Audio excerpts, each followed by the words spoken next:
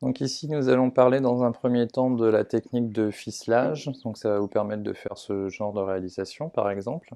Donc ici, nous sommes sur une structure réalisée avec un twist de ficelage. Donc, hop là. On va utiliser pour ce faire un élément sous forme de corde, que ce soit le raffia armé, de la laine, éventuellement du fil laiton, du fil bouillon, peu importe, en tout cas un fil. Un fil de fer qui va nous servir donc de support, et un outil plus que pratique, une visseuse. Donc dans un premier temps, on va commencer par entourer sur la base notre fil de fer avec la laine. Cette partie qui est déjà ficelée va être emprisonnée dans la visseuse.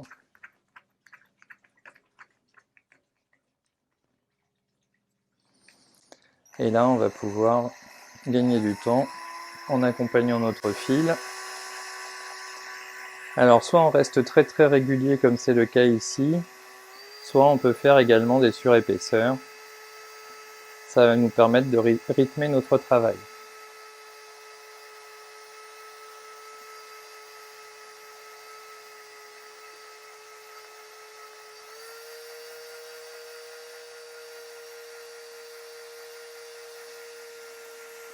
Donc ça permet de réaliser des structures assez rapidement. La même chose sans la visseuse, c'est quand même excessivement long. Donc ici, nous sommes sur une technique de ficelage. Donc pour terminer, on va simplement faire un nœud avec notre fil. Éventuellement, on peut rajouter un petit point de colle. Donc après, il est très facile de venir le former pour l'insérer dans la première structure. Donc ici, vous avez une première technique de ficelage.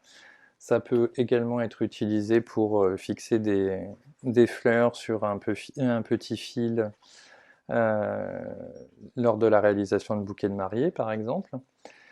Nous allons passer maintenant à la technique du crash technique. Alors le crash technique vous permet de réaliser différents supports. Ici, on a une base pour, par exemple, un bracelet. Pour le crash technique, on va utiliser plutôt du fil bouillon, qui va être un fil plutôt souple. Alors on va être généreux en quantité. Le plus simple, en règle générale, c'est de mettre le fil bouillon dans un vase, comme ça vous vous embêtez pas trop avec. On en prend une bonne quantité, et on vient le mélanger, le froisser. Suivant ce que vous voulez réaliser, vous pouvez faire tout simplement une petite boule avec, que vous venez écraser dans vos mains. Et après, vous venez le mettre en forme.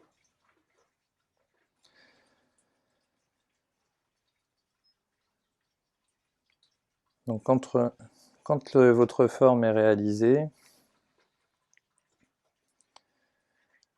ne faut pas hésiter à l'aplatir. Et après, on vient reprendre un fil qui va nous permettre de faire de la couture, de façon à éviter d'avoir des petits fils qui viennent s'accrocher partout.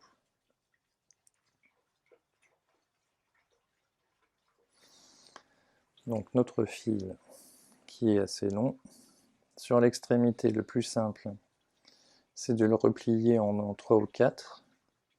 On le torsade sur lui-même. Comme ça va nous permettre d'avoir comme une aiguille.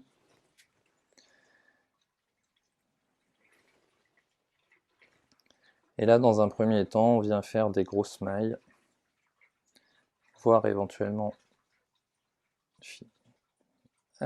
hop là, saucissonner un peu le tout.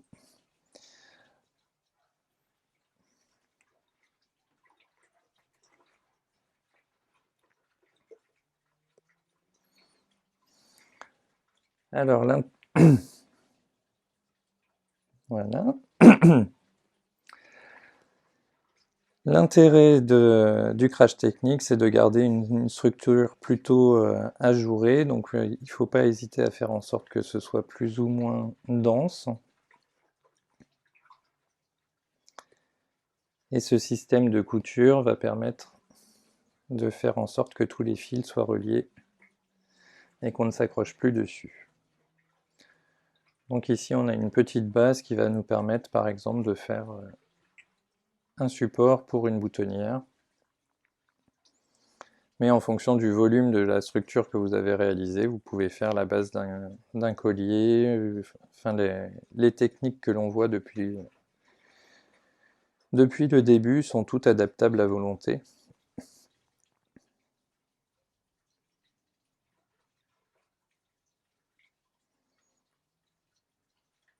Donc le plus important ici va être de faire en sorte qu'aucun fil ne dépasse, que la structure soit solide. Et donc quand vous avez terminé, on vient recouper notre fil et on le laissera sur la partie où on va coller les végétaux. Hop là. Donc ça peut très bien faire un support pour une boutonnière, pour éventuellement un pendentif, ou en plus grand, vous allez pouvoir réaliser par exemple un support pour un bouquet de mariée si on le fait beaucoup plus gros. Donc ici c'était un crash technique. Et puis nous allons passer à toute autre chose avec un carton de récupération tout simplement. Donc avec ce carton on va pouvoir faire des systèmes de collage.